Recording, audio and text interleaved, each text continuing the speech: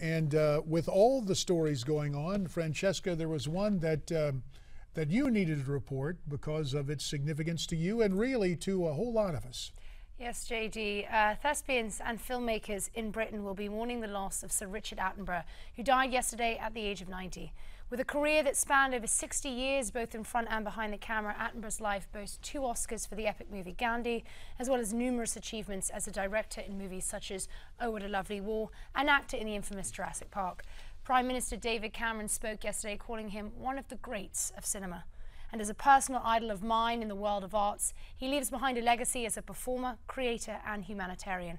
The British film industry will always be proud of.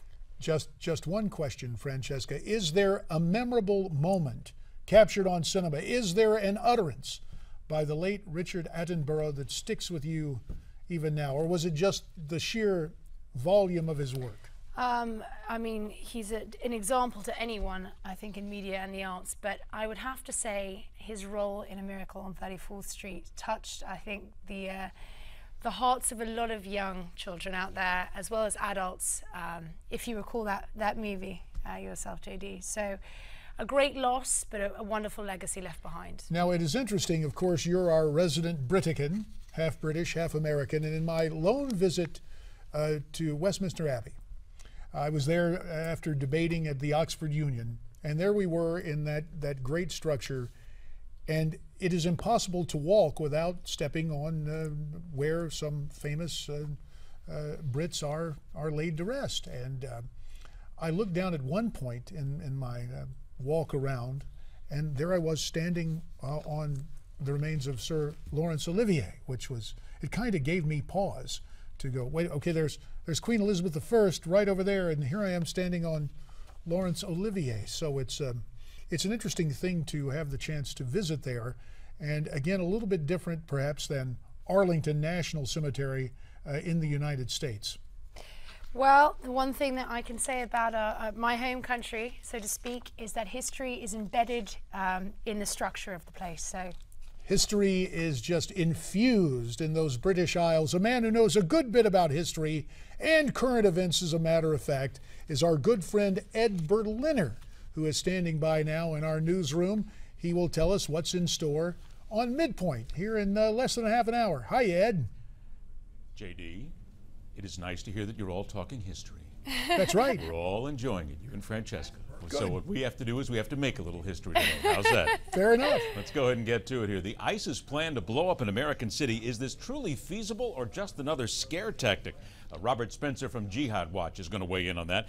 Matt Van Dyke was a colleague of James Foley. He knew him very well, knows what it's like to be held prisoner by terrorist factions. He's going to be here as well and give us some insight.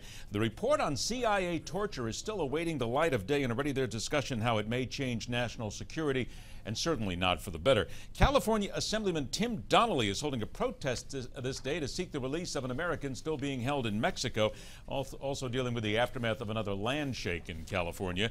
We expect a fiery debate about sex offender registries and whether or not they are actually outdated.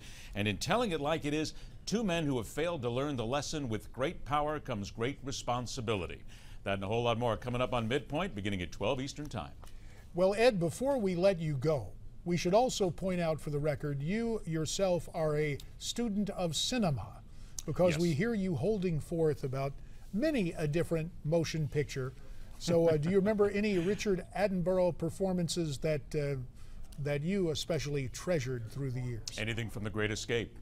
I mean, simply watching him in The Great Escape, the way he was so understated in it, simply the way that his character was so quiet and was so military, and in that moment where he was caught and they knew that they were going to be executed by the Germans at that point, the look on his face, it was a very emotional role. But you remember that, and of course in Jurassic Park, he created a memorable character there as well. he did. He had a long and fruitful career. But let's not forget, as a director, Gandhi was an Yep. absolute tour de force and was one of the finest movies ever made. I mean, that's one of those movies you can watch over and over again, and he was the director of that. Brilliant film. Absolutely. Apparently had more extras in that movie than any film to date. I did not know that. But it's now probably I'm gonna have easy to if go you back go and to look at all my little things that I know, all those little notes that I have laying There you around. go. You've Fact hit of me the with day. something on cinema. Very nice. When you think about the sheer population of India, Well, it would that's- yeah. recommend, it just goes to show you'd Yep. have millions of extras. Yep. Might be a little tough to pay them Yep. scale, but they got that done anyway. Ed, we appreciate it as always. We will see you on Midpoint. Short at amount of 12 noon. time. Thanks, yes, guys. We'll indeed. see you Thanks then. very much.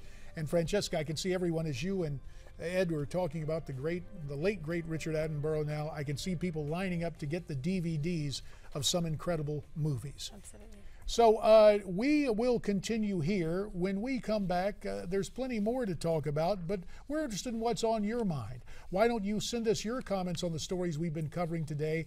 Tweet us at NewsmaxTV, #America's Forum.